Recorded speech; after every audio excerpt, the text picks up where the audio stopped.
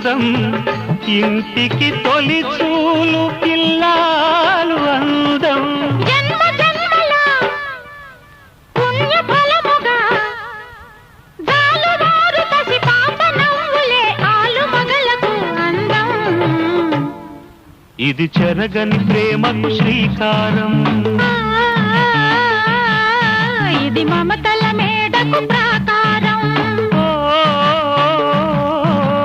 పండిన కలలకు శ్రీరస్తు పసుపు కుంకుమకు శుభమస్తు కనివిని ఎరుగని అనురాగానికి